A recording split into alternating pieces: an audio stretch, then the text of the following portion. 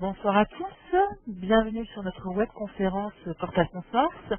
Ce soir, le sujet s'intitule Détecter les meilleures opportunités avec l'analyse fondamentale, présenté par Mehdi Slimani à mes côtés. Bonsoir Mehdi.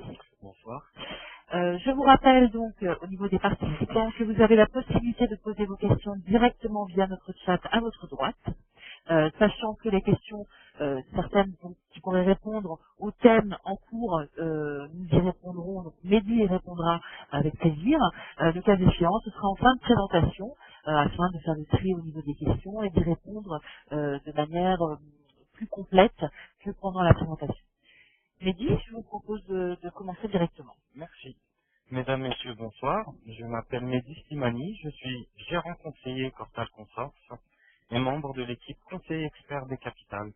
Je vous remercie de votre présence avec nous ce soir à cette conférence qui aura pour objectif de vous fournir les clés de l'analyse fondamentale ainsi que les facteurs qui déterminent la compétition et donc la profitabilité d'une entreprise. L'analyse fondamentale est un sujet qui est beaucoup trop large pour que nous puissions l'aborder dans tous ses détails aujourd'hui. Cette conférence est construite sur la base des méthodes d'approche utilisées par les analystes professionnels et a pour objet de vous donner le cheminement intellectuel vous permettant d'aborder l'analyse de vos investissements de manière ordonnée, objective et efficace. Chaque sujet évoqué dans cette conférence peut faire objet à lui seul de toute une présentation. Par définition, l'analyse fondamentale n'est pas une science, mais utilise différentes disciplines scientifiques pour arriver à un but, donner une juste valeur à un actif ou à une entreprise. L'analyse fondamentale ne passe pas seulement par l'analyse du bilan, du compte de résultat ou du tableau de flux de trésorerie, mais aussi par l'analyse de tous les facteurs qui définissent la concurrence dans un secteur et donc expliquent sa profitabilité. Comprendre une entreprise, c'est maîtriser les variables qui affectent sa profitabilité. Enfin, on a souvent tendance à penser que la compétition est le fruit de la rivalité entre participants uniquement. Or, comprendre la compétition dans un secteur, c'est aborder tous les facteurs qui l'influencent ainsi que les forces qui la dirigent. Donc, notre webconférence sera axée sous 3 niveaux. La première étape sera de comprendre le secteur dans lequel évolue une entreprise. La deuxième étape abordera les méthodes d'évaluation de la santé et de la performance de l'entreprise. Et enfin, je vous présenterai quelques modèles de valorisation d'une entreprise. Donc, comment comprendre le secteur dans lequel évolue une entreprise? 5 étapes. Classifier l'entreprise d'une manière structurelle ou conjoncturelle, établir les facteurs externes qui l'influencent, évaluer la demande du secteur, l'offre du secteur et évaluer l'intensité de la compétition au sein de ce secteur. Donc, première partie, comment classifier une entreprise? On peut déjà classifier une entreprise par un positionnement dans les phases du cycle industriel. C'est donc une classification structurelle. À quel niveau se situe une entreprise dans son cycle de vie? Nous avons déterminé globalement 4 étapes, 4 phases dans le cycle de vie industriel. La phase pionnière, la phase croissance, la phase maturité et la phase déclin. Comme vous pouvez le voir dans le graphique que je viens de vous présenter, donc la phase pionnière, à cette phase-là, l'acceptation du produit n'est pas encore établie. La mise en place de la stratégie n'est pas claire au sein du secteur, le risque est élevé, le marché a du mal à se créer et les échecs sont nombreux. Je vous rappelle les années 2000 et les sociétés, les startups dans le domaine de l'Internet. Durant la phase de croissance, le produit est désormais largement accepté sur le marché, l'expansion commence et la croissance des ventes et des résultats accélère. La mise en place adéquate de la stratégie industrielle reste tout de même problématique. Une fois arrivé à la phase de maturité, les tendances du secteur correspondent à celles de l'activité économique en général. Les participants se concurrencent pour des parts dans un marché stable. Toute la question à se poser est: est-ce que la société réussira à recréer un nouveau cycle de croissance, ou est-ce qu'elle entrera dans une phase de déclin où l'évolution du style de vie ou une innovation technologique ont surpassé le secteur, la demande du produit baisse significativement et là, il faut se retirer du marché. Voilà. Donc, quand il s'agit d'une start-up, il faut vérifier l'évolution de la demande pour le produit. Quand on arrive à un niveau de croissance, ce qui nous intéresse, c'est: est-ce que la société n'arrive pas à une situation de rupture de stock? Est-ce qu'elle peut répondre à la demande? Une fois que la société est en phase de maturité, ce sont les coûts qui intéressent. Donc attention aux marges. Un nouveau relais de croissance aussi est-il possible? Est-ce qu'une société peut recréer de la croissance en faisant une nouvelle innovation technologique ou en abordant un nouveau produit? Voilà. La deuxième manière de classifier, c'est une classification qui telle est conjoncturelle. Il s'agit de déterminer comment la société réagit dans le cycle économique. Donc, trois types de sociétés globalement: la société de croissance, l'expansion des ventes et des profits est au-dessus de la moyenne et se réalise indépendamment du cycle économique. Les sociétés défensives, une performance stable indépendamment du cycle économique. Et enfin, les sociétés cycliques, où la performance est fortement liée au cycle économique, souvent avec une accentuation des tendances. Vous pouvez le constater dans l'exemple suivant. Vous pouvez remarquer que dans ce graphique, on a trois sociétés. Donc SAP, qui est une société de logiciels haute technologie, Pernod Ricard, une société de boissons alcoolisées, et Renault, une industrie automobile. Vous pouvez bien remarquer que la société Pernod Ricard produit des bénéfices stables et assez peu influencés par le cycle économique. Depuis 2003, la croissance est stable et assez modérée. Voilà. En ce qui concerne SAP, quant à elle, elle génère régulièrement des bénéfices au-dessus de la normale, peu importe les conditions économiques. Renault, enfin, qui est en pointillé, a tendance à exagérer les cycles économiques dans le sens où elle peut délivrer des performances très négatives lors des périodes de contraction, 2008-2009 par exemple, et des performances au-dessus de la moyenne lors des périodes d'expansion. Vous l'aurez compris, il faut éviter les cycliques pendant les récessions et se tourner un peu plus vers les défensives. Voilà. Un autre exemple, c'est celui du marché de la publicité.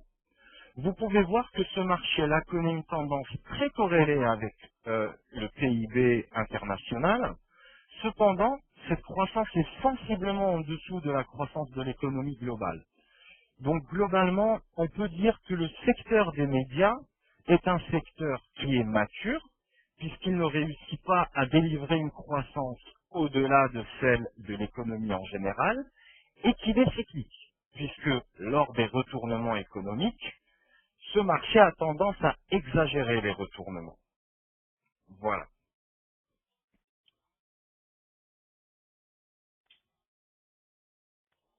Maintenant, il s'agit de déterminer les facteurs externes qui influencent une société. On peut déterminer 5 facteurs globalement. Nous avons la technologie, le gouvernement, les changements sociaux, la démographie et le reste du monde. En ce qui concerne la technologie, pour les sociétés établies sur le marché, la question qu'il faut vous poser est la suivante. Est-ce que cette industrie fait face à des risques d'obsolescence de la part de technologies concurrentes? Est-ce qu'elle risque d'être dégagée du marché par un concurrent plus innovateur? Les évolutions technologiques peuvent avoir un impact très importante sur un secteur. Je vous prends l'exemple des médias. La technologie joue un rôle critique aujourd'hui dans le secteur et entraîne des changements dramatiques dans la concurrence. La publicité de masse véhiculée par la télévision prend une part de plus en plus réduite en faveur des nouvelles technologies, de l'information et de la communication. Globalement, Internet.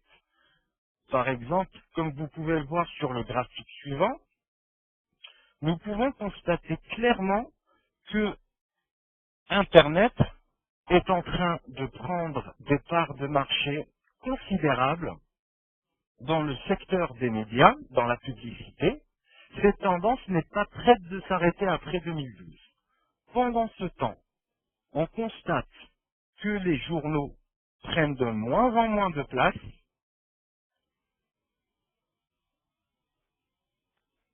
que les magazines suivent la même tendance baissière, leur part de marché baisse,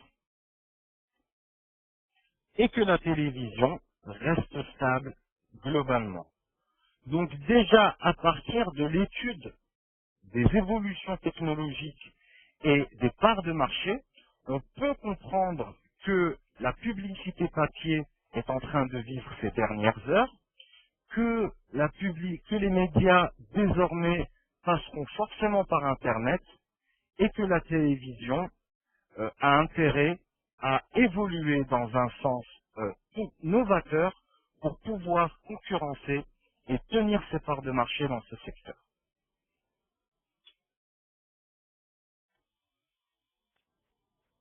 Voilà. Le deuxième facteur, clairement en revenant à la technologie, les sociétés clairement qui prennent de l'avance dans ce nouveau business model des médias et prennent le virage de la révolution digitale le plus tôt possible sont donc celles qui pourront optimiser le mieux leur profitabilité. Voilà.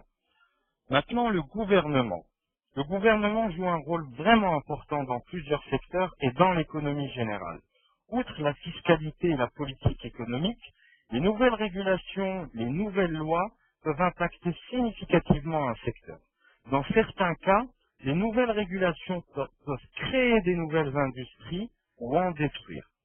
En revenant au secteur des médias, régulièrement, les gouvernements envisagent d'interdire ou de restreindre la communication sur certains produits ou services, entraînant un impact négatif sur la croissance du secteur. La restriction de la publicité sur l'alcool ou le tabac, par exemple, a entraîné la perte de clients très rentables. Ou enfin, la loi Sapin, qui empêchait les sociétés de médias telles que Publicis d'acheter des espaces publicitaires pour les revendre à leurs clients, a empêché cette société d'entrer sur un marché. Le troisième point sont les changements sociaux. Les changements sociaux, on peut les diviser en deux parties. La première partie, ce sont les tendances. Les tendances sont très difficiles à prévoir et plutôt imprévisibles. Dans le domaine de l'habillement et de la mode, par exemple, il est très dur de connaître les tendances à venir. Par contre, le style de vie s'inscrit sur un horizon plus long et permet de prévoir certaines évolutions et certaines perspectives. Je vous prends l'exemple du bien-être et de la santé. La prise de conscience grandissante autour du thème de la santé et du bien-être a entraîné un ralentissement des ventes sur les alcools forts et les liqueurs dans le monde. Voilà. Le quatrième facteur est la démographie. La démographie consiste dans l'analyse de certaines données de la population, la distribution des âges, des revenus et son impact sur l'entreprise. Ce qu'il faut savoir, c'est que la démographie, comme le style de vie, est un élément qui s'inscrit sur du long terme. Il est possible de prévoir des évolutions démographiques et donc, si une société dépend d'une certaine évolution démographique, il est possible de prévoir son chiffre d'affaires en fonction de cette évolution démographique. Je vous prends l'exemple sur la distribution des âges. L'impact du vieillissement de la population a un effet assez positif sur le secteur de la santé, ou des services à la personne. Des titres comme Orpea ou Medica bénéficient pleinement du vieillissement des populations. Enfin, le cinquième et dernier facteur concerne le reste du monde. Nous vivons dans un monde aujourd'hui globalisé. Les sociétés ont généralement une activité à l'étranger et donc le reste du monde est assez important dans les facteurs à analyser pendant notre analyse fondamentale. Le risque sur ce point concerne surtout les pays émergents. Notamment en termes d'instabilité politique et sociale. Je pense au printemps arabe ou aux heurts que nous connaissons en Afrique de l'Ouest et subsaharienne. Ça touche des sujets tels que l'expropriation et la propriété privée. Nous avons connu très récemment la situation de Repsol qui risque de se faire exproprier sa filiale YPF en Argentine, ou bien encore les sociétés pétrolières au Venezuela qui ont été tout simplement expropriées. Le troisième risque concernant les pays émergents, c'est l'inflation et la fluctuation des taux de change. Ce qu'il faut savoir, c'est que des pays comme le Brésil, l'Argentine ou le Mexique ont des taux de change qui bougent assez fortement. Nous pouvons avoir en l'espace de 3 ou 6 mois un réal brésilien qui monte de 50% face au dollar américain. Cette hausse de 50% a beaucoup de chances de s'annuler sur les 3 mois qui suivent. C'est difficile dans l'analyse, il faut bien prendre en compte cet élément. Une société comme Publicis, par exemple, est exposée à 32% de son chiffre d'affaires dans les pays émergents. Ces risques sont étroitement pilotés par le groupe. Voilà. En ce qui concerne les facteurs externes, je vous conseille de rester centré sur les facteurs principaux. Avoir une idée élargie sur tous ces facteurs est une bonne chose, certes, dans l'analyse fondamentale, mais l'essentiel, c'est qu'il faut isoler les facteurs critiques qui influencent le plus la société qui nous intéresse et essayer d'établir des projections sur ce facteur, établir les menaces et les opportunités de ce facteur. Si je prends encore une fois le secteur des médias, le facteur qui nous intéresse le plus aujourd'hui, c'est la technologie et la part d'Internet dans la publicité. Voilà.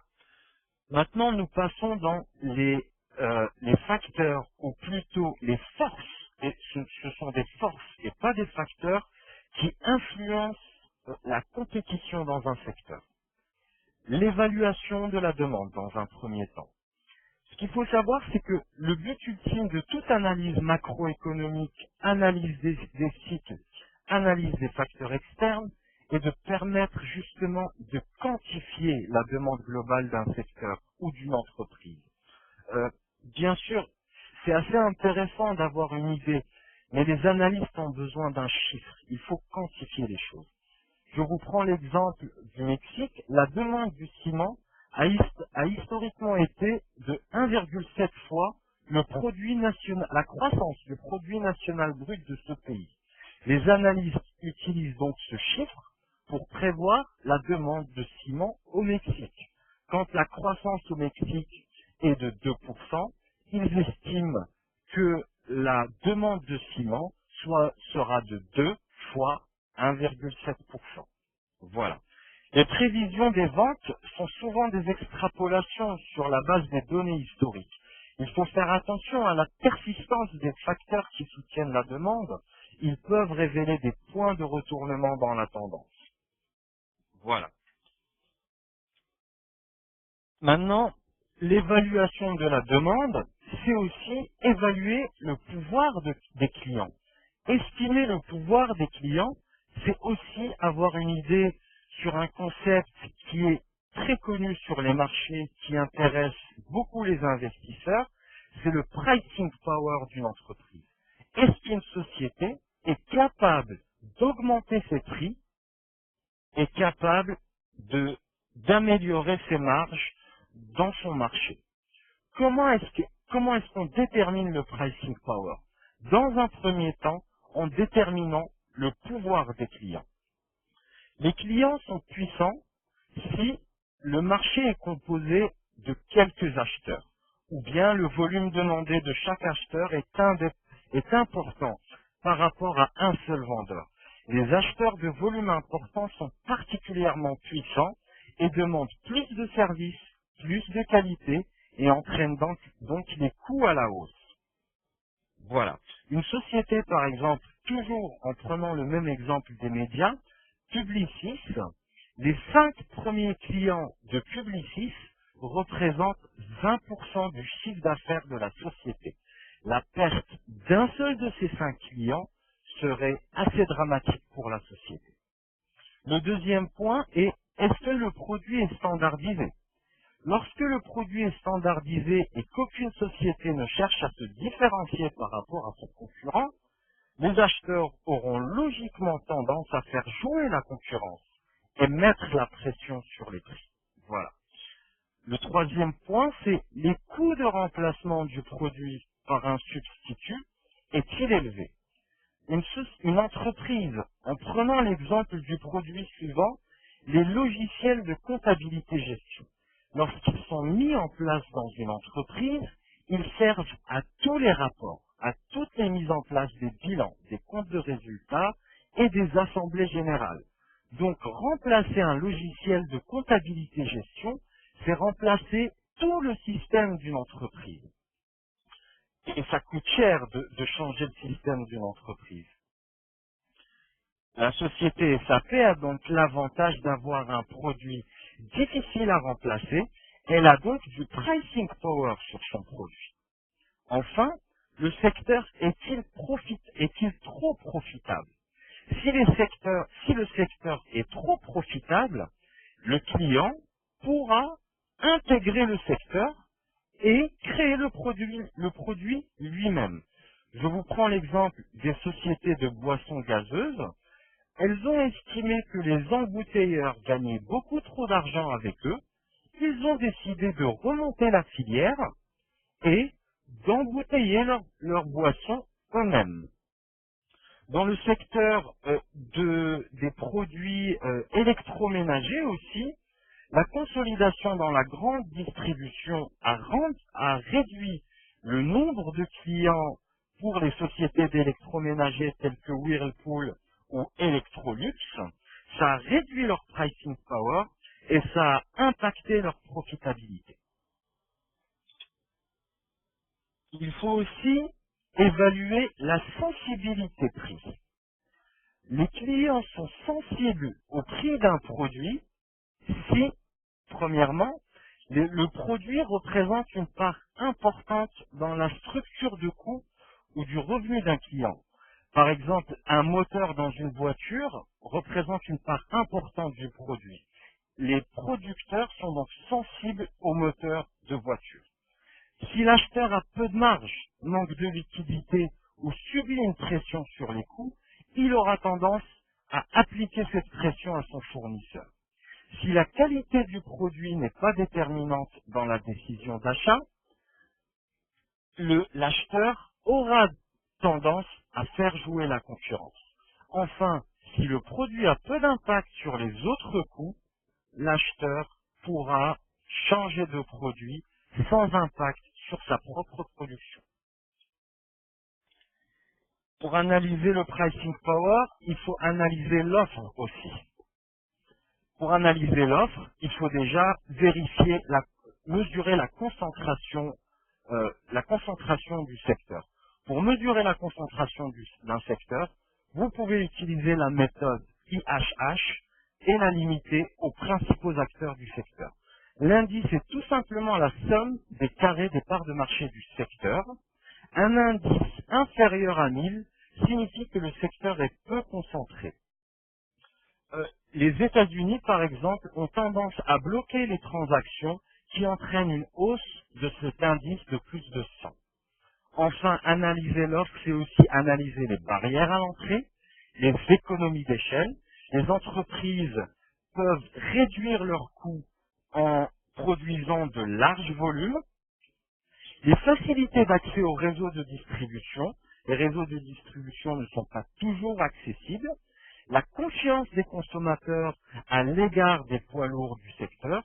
On aura généralement tendance à préférer une voiture allemande de qualité à une nouvelle production chinoise, par exemple. Et donc la volonté d'acheter le produit d'un nouvel entrant.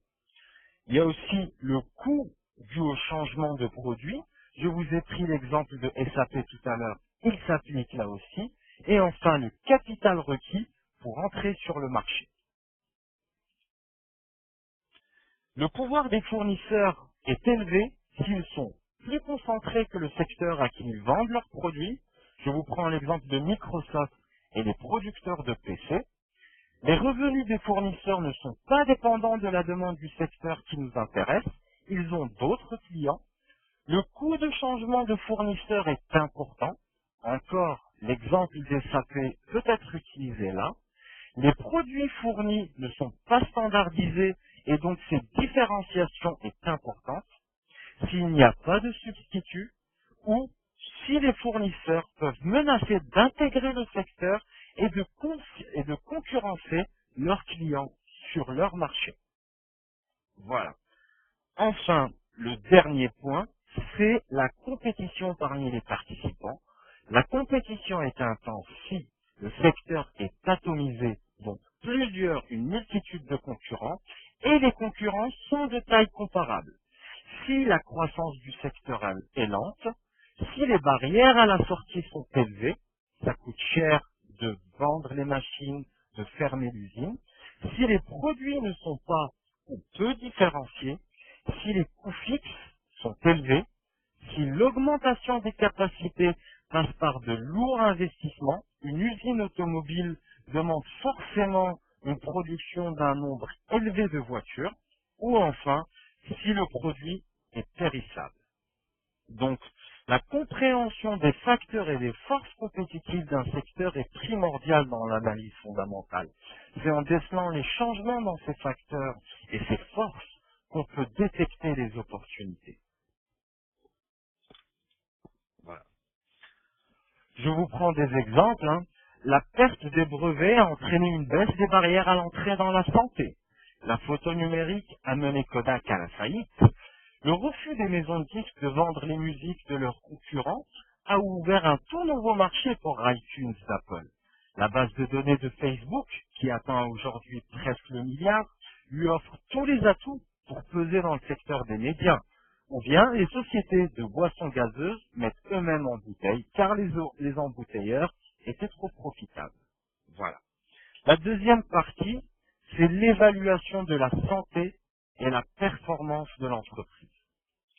Je vais vous présenter quelques ratios de profitabilité pour évaluer la santé et la solvabilité.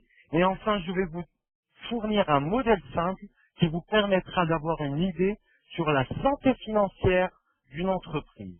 Ce modèle est notamment utilisé par l'agence Standard & Poor's. La profitabilité d'une entreprise se mesure tout simplement par les ratios suivants. Le premier, c'est le rendement des capitaux propres. C'est tout simplement la rentabilité qui revient aux actionnaires. Le deuxième ratio intéressant, c'est le rendement des actifs. C'est la rentabilité économique de l'entreprise. Quel résultat une entreprise réussit-elle à générer avec tous les actifs qu'elle détient? La marge nette, c'est l'efficience de son activité. Quel résultat dégage-t-on de notre activité et de notre chiffre d'affaires? La rotation des actifs. Combien de fois le montant des actifs pouvons-nous générer par notre activité? Et enfin, le levier financier, à savoir quel levier utilise-t-on justement pour améliorer la rentabilité des actionnaires. Tous ces ratios peuvent se réunir en un seul modèle. Ce modèle vous permettra de décomposer la rentabilité d'une entreprise par les différents ratios que je vous ai présentés. Ça vous permet de comprendre où se définit ce ROE. L'essentiel, c'est d'arriver à ce point-là. C'est ce qui intéresse l'actionnaire. Pour arriver à ce point-là, déjà une société réalise un chiffre d'affaires sur la base de la rotation de ses actifs. Quand on multiplie la marge nette par la rotation des actifs, ça nous donne la rentabilité de la totalité des actifs, qui est la rentabilité économique de l'entreprise. Ensuite, rentabilité économique et rentabilité de l'actionnaire n'est pas la même chose. Un levier est utilisé dans une entreprise, à savoir la dette. Donc, lorsqu'on multiplie la rentabilité des actifs et le levier financier utilisé par l'entreprise, nous aboutissons à la rentabilité des actionnaires. Et c'est en vérifiant les évolutions dans chaque partie de cette analyse qui s'appelle l'analyse de Dupont que nous pouvons comprendre comment est-ce que la société a abouti à une rentabilité des capitaux propres telle qu'elle est. Ce n'est pas forcément une augmentation de l'activité, ce n'est pas forcément une hausse de la rotation des actifs, ça peut être un de ces éléments qui influence le ROE. Voilà, c'est l'analyse de Dupont.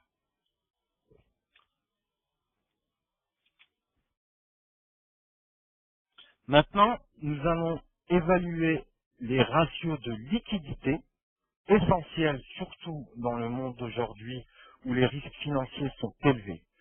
Pour évaluer la solvabilité d'une entreprise, vous pouvez choisir le ratio suivant, à savoir les actifs courants que nous divisons par le passif courant.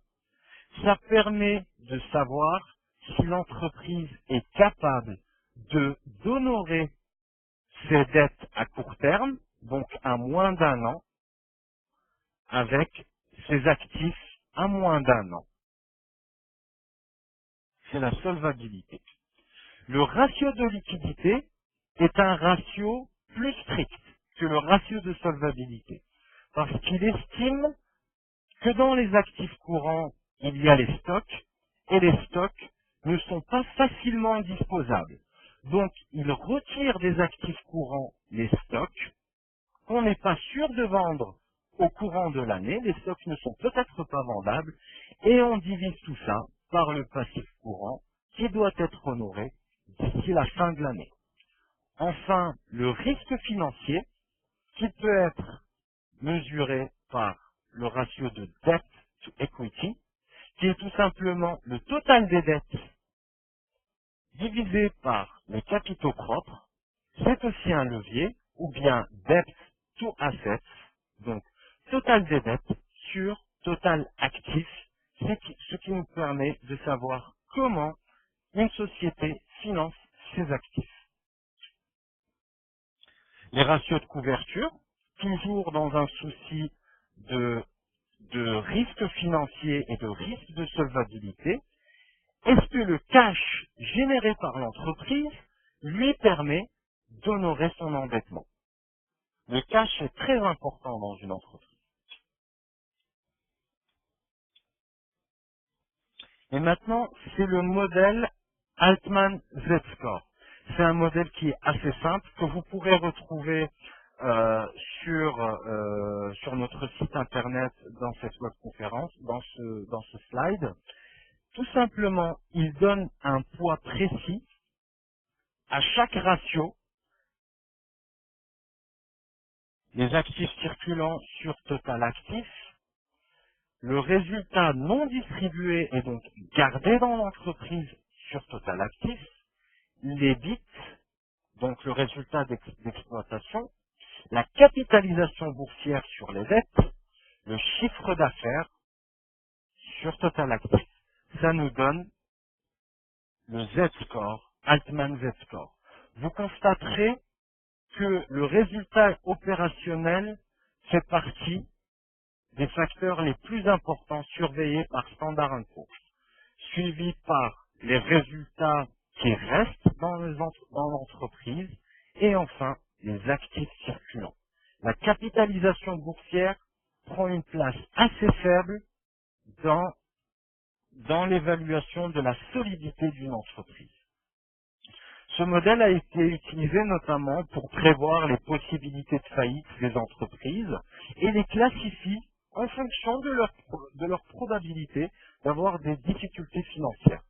Un résultat en dessous de 1,81 signale de sérieux risques de difficultés financières. Si vous tombez sur un résultat en dessous de 1,81, je ne vous conseillerais pas d'investir dans cette société. Un résultat au-dessus de 3 signale par contre une très bonne santé financière de cette entreprise.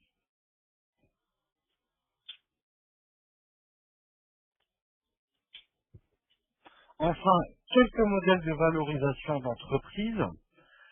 Je ne vais pas aborder tous les modèles comme malheureusement je n'ai pas pu aborder tous les ratios. Les ratios sont multiples. On peut avoir le gearing, on peut avoir tout type de levier qu'on peut utiliser, même des leviers opérationnels. Malheureusement, je vais aborder dans cette partie les méthodes d'actualisation des cash flows et les méthodes des multiples comparables. Au préalable, avant d'entrer dans une méthode d'actualisation, il faut définir quel cash flow utiliser et quel taux d'actualisation utiliser. Si on utilise le dividende n'est pas adapté à toutes les sociétés. Une société comme Coca-Cola distribue toutes les années 1 euro de dividende. Donc il n'y a pas de rationalité économique dans sa distribution de dividendes. Cette méthode n'est donc pas la plus adaptée à la valorisation. Elle peut être utilisée, bien sûr. Après, on a le free cash flow to the firm et le free cash flow to equity. Quel taux d'actualisation utiliser? Est-ce qu'on utilise le coût moyen pondéré du capital ou bien est-ce qu'on utilise le taux de rendement requis par les actionnaires? Tout dépend de quel cash flow nous allons utiliser. Le free cash flow to the firm est le cash flow disponible à l'entreprise après que toutes les dépenses opérationnelles aient été faites. Capital de long terme, capitaux courants, etc. Le free cash flow to the firm, c'est donc résultat net, plus amortissement et dépréciation, plus intérêt net d'impôt, et investissement en capital fixe et courant. Ce cash flow est disponible aux actionnaires, mais aussi aux créanciers. Il est donc nécessaire de l'actualiser au coût moyen pondéré du capital. J'ai une question qui me demande quelles méthodes d'évaluation des sociétés sont les plus couramment utilisées par les professionnels en analyse fondamentale. La réponse est simple. Déjà, les modèles que je suis en train de vous proposer, même si cette présentation ne vous suffira pas pour établir ces modèles, sont les plus utilisés dans la profession. Il y a d'autres modèles qui sont basés sur la macroéconomie et enfin d'autres modèles qui sont basés sur la probabilité. Il y a le modèle de Monte-Carlo qui réalise des milliers de simulations pour aboutir à un chiffre final. Les modèles des multiples comparables sont très utilisés, je vais les aborder également. Le free cash flow to equity. Le free cash flow to equity est le cash flow qui n'est disponible qu'aux actionnaires de l'entreprise. Les créanciers ont déjà touché leur part du cash flow via les intérêts et le remboursement du capital emprunté. Donc le free cash flow est tout simple, le free cash flow to equity est tout simplement le free cash flow to the firm moins les intérêts et plus les emprunts nets. Donc les emprunts moins remboursement. Seuls les actionnaires ont des droits sur ces cash flows. Il faut donc les actualiser au coût des capitaux propres.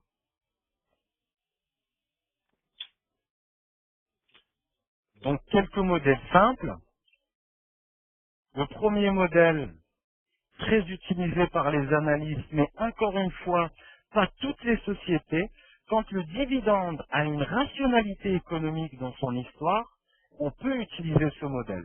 Quand le dividende, comme l'exemple de Coca-Cola, est de 1 euro depuis 15 ans, ce modèle n'est pas le plus pertinent.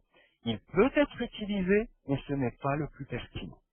Donc le dividend discount model, qui est tout simplement le dividende de l'année 1, donc le dividende prévu pour l'année prochaine, divisé par le discount rate, à savoir le taux de rendement requis par les actionnaires, moins le taux de croissance des dividendes. Comment on évalue la croissance des dividendes? C'est l'argent que garde l'entreprise, donc la rétention des résultats, multiplié par la rentabilité des capitaux propres. C'est égal au taux de croissance des dividendes. Le deuxième modèle est le modèle des free cash flow, où on peut valoriser une entreprise par le free cash flow to the firm actualisé au coût moyen pondéré du capital, année par année, ou bien la méthode de valorisation des capitaux propres, donc le free cash flow to equity, divisé, actualisé par le coût des capitaux propres, donc le taux de rendement requis. Il y a bien sûr la méthode du goodwill, la méthode du residual income, qui se base par exemple sur la valeur comptable d'une société, plus le différentiel entre la rentabilité des capitaux investis, moins la rentabilité exigée par les actionnaires. Ce différentiel peut être qualifié d'un goodwill. Enfin, les méthodes basées sur le marché, il y a plusieurs méthodes, elles sont très largement utilisées par le marché. Tous les analystes abordent les méthodes des comparables. Généralement, vous allez constater que dans une analyse financière, plusieurs méthodes sont abordées et plusieurs scénarios sont abordés. Donc, les multiples résument en un seul chiffre la relation entre le prix du marché d'une action et ses fondamentaux.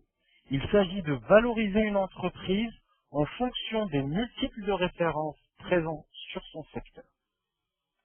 Les multiples les plus utilisés sont le PER, qui est tout simplement le cours sur le BPA. Ce qu'il faut savoir, c'est que le PER est tout un pan de recherche dans l'analyse fondamentale. On pourrait passer des heures à analyser le PER. Le price to book, qui est le cours divisé par l'actif net comptable. Le price to sales, qui est le cours divisé par le chiffre d'affaires. Le price to cash flow, qui est le cours divisé par les cash flows de l'entreprise. Ou le price to dividend, qui est le cours divisé par le dividende. Pour tous ces multiples, il s'agit de déterminer lequel est le plus significatif dans chaque secteur et quel est le multiple moyen, mais surtout médian, parce qu'une moyenne peut avoir un écart type large, la médiane réunit un maximum de participants, donc le multiple moyen et médian du secteur. On peut par exemple dire que le secteur de la santé est valorisé en moyenne à 15 fois ses résultats et utiliser ce ratio pour valoriser une société du secteur. Enfin, quelques ratios spécifiques à certains secteurs. Dans les services, on peut utiliser le revenu par employé. Dans la distribution, on peut utiliser le revenu au mètre carré. Dans l'hôtellerie, vous pouvez utiliser le revenu par chambre ou le RevPAR. Merci pour votre attention. Voilà.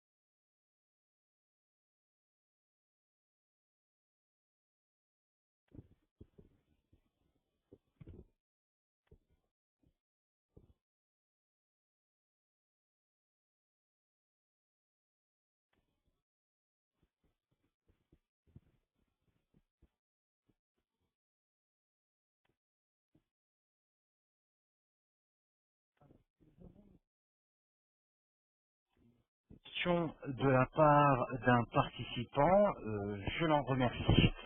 La question est la suivante. Pour les sociétés cotées en bourse, existe-t-il un PER moyen historique de l'indice du marché sur lequel sont cotées ces dites sociétés? Alors, si j'ai bien compris la question, est-ce qu'il existe un PER, par exemple, du CAC 40? Oui, bien sûr, puisque le CAC 40 est composé de sociétés. Donc, il suffit de prendre la totalité, la somme des cours de toutes les sociétés, prendre la somme des bénéfices par action de toutes les sociétés et faire la division. Donc, BPA de la somme des sociétés du CAC 40, le cours de la somme des sociétés du CAC 40 divisé par le BPA de toutes les sociétés du CAC 40. Le PER du CAC 40 actuellement est autour du 14,6, ce qui est historiquement bas et parmi les plus bas d'Europe. Ce qu'il faut savoir, c'est que le PER est un sujet qui est très intéressant et beaucoup d'études sont faites sur le PER. Le PER, il price aussi la croissance d'une entreprise. Il ne faut jamais aller chercher un chiffre absolu. Tout est relatif sur le marché. La deuxième question posée par un de nos participants, et je l'en remercie, que pensez-vous du PEG? Alors le PEG, pour ceux qui ne le connaissent pas, est un indicateur qui mesure la croissance historique des dividendes. Le PEG est un ratio extrêmement important, surtout dans le contexte actuel, puisque nous sommes dans une phase de ralentissement économique, la croissance n'est pas au rendez-vous et les entreprises souffrent. Donc, il faut bien comprendre qu'un investisseur qui ne touche pas de dividendes n'achètera jamais une société. Un investisseur n'achète une société que parce qu'il reçoit des revenus de la part de cette société. Et aujourd'hui, beaucoup d'analystes sont en train de se tourner vers le PEG pour filtrer les sociétés qui ont été capables historiquement de maintenir leurs dividendes, et ce sont ces sociétés qui sont recherchées par le marché. Quel est le PER moyen historique du CAC 40? Malheureusement, je n'ai pas de réponse à cette question-là.